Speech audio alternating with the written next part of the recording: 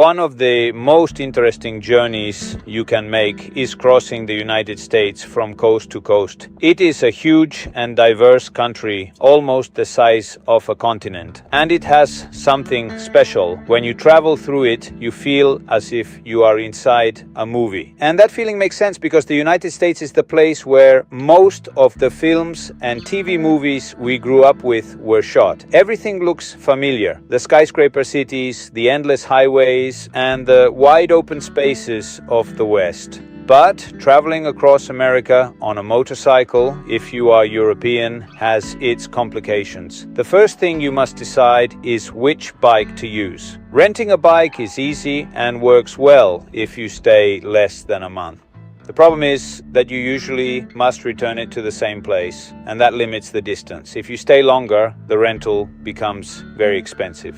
Shipping your own bike from Europe is even worse. It is expensive, slow, and full of bureaucracy. I have shipped my motorcycle to other continents several times. I know what it is like, and I do not recommend it. When people ask me how to ship a bike to South America, I always answer the same thing.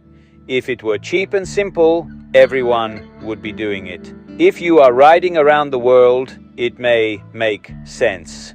But for a few months in America, it does not. The shipping costs around 5,000 euros, and customs problems can ruin your plans. You know when you hand the bike over, but never when you will get it back. So I chose another option. I flew to the United States with cash and bought a bike there, planning to sell it at the end of the trip. In my experience, it is the most practical and cheapest solution. I bought a brand new BMW for $15,000. 5 years later, I sold it for $10,000. That means having a bike in America, which I used every winter, cost me much less than renting and much less than shipping my European bike. Once you decide to buy, the question is where a foreigner can purchase a motorcycle. The answer is simple. Florida. I went to BMW of Miami, paid in cash, and that same afternoon I rode away on my new GS 1200.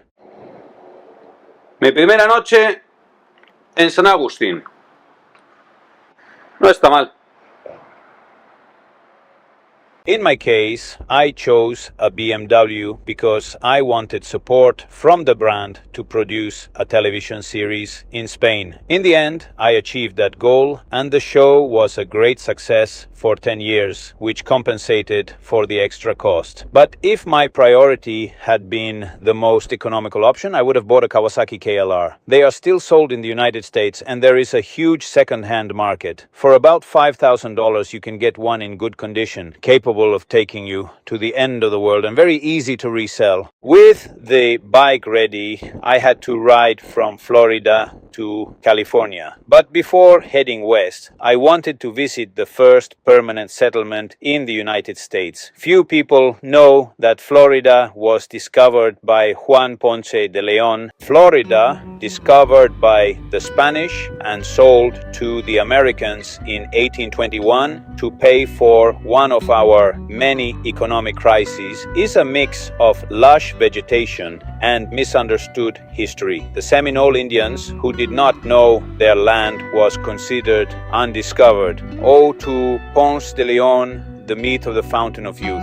Some bold historians say he was trying to cure certain erectile problems. Fort Matanzas defended this land against Indians, French, English, and Americans. The only thing he could not defend against was the brutal heat, tropical diseases, and mosquitoes that devastated poor soldiers sent to die in the colonies of a declining empire. Cuba, the Philippines, Florida, or Puerto Rico. Fort Matanzas was the prelude to St. Augustine, the first city founded in what is now the United States, and it was founded by an Asturian. Pedro Menéndez de Avilés was an exceptional man of the 16th century, privateer against the French, knight of the Order of Santiago, 9 times admiral of the treasure fleet, and even jailed once for a small customs fraud. He did everything, and he did it well. Estas son las puertas de la ciudad histórica. These are the gates of the historic city of St. Augustine, the first city ever founded in the United States by an Asturian, Pedro Menéndez de Avilés, in 1565. To enter the old part of St. Augustine, you must cross the San Sebastian River over a bridge that lifts to let boats pass. Fort Mose, another Spanish stronghold, dominates the bay with its cannons. Today, it is filled with tourists paying $6 to get in. The historical recreations are strange. Videos in South American Spanish and actors wearing costumes that look like something from a Brothers Grimm story. The old part of town, called Old Town, has streets with Spanish names. Cádiz, Córdoba, Avilés. There is even a mural donated by a city in Asturias, although nobody seems to know why it is there or who brought it. After leaving Florida, I rode north. Georgia was waiting for me.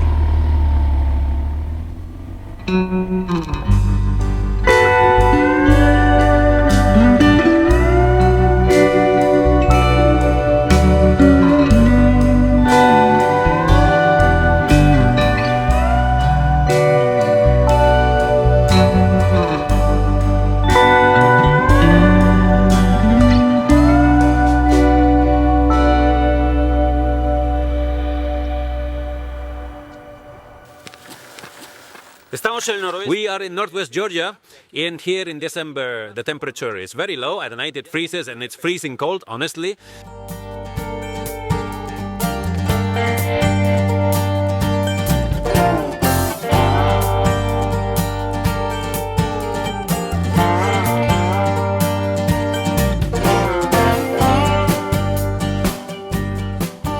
I rode for hours along the rural roads of Georgia, a state much bigger than it looks on the map. It has more than 150,000 square kilometers of thick forests and soft hills. Small communities seem to live in a time of their own, far from the rush of the rest of the country.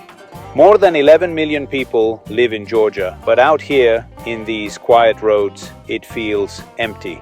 The silence is so deep that it seems to swallow the landscape.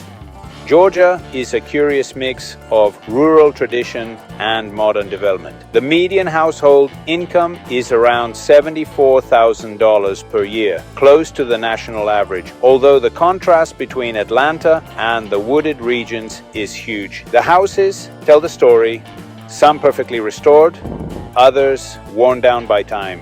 This is a southern state trying to modernize without losing its identity. The road twists between tall pines and old oak trees that let the sunlight fall in thin columns. The air is humid. Sometimes a white wooden church appears. Other times you find a lonely gas station that looks open only out of habit. This part of Georgia is in no hurry to change.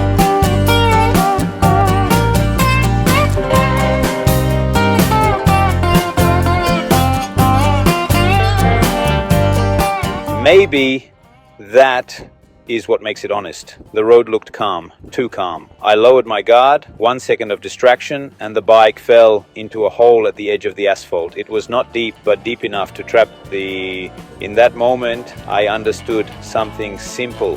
No matter how adventurous you think you are, gravity always wins. When I was already accepting that I might spend the whole afternoon there, an old dusty pickup truck arrived. 3 farmers got out. They looked at the motorcycle, then at me, and smiled with a mix of compassion and amusement that only comes from having seen this many times before. They did not ask questions. They stood beside me, counted to 3, and lifted the bike as if they were pulling up a bucket from a well. Without them, I would have been in real trouble, and they knew it. I knew it too. While I thanked them, I thought about something simple. Ordinary people are better than we think. It does not matter the country, the culture, or the accent. In the most humble corners of the world, someone always appears to help you when you need it. Maybe that is why I keep traveling, to reconnect with that quiet humanity that never appears in the news, but keeps the world standing.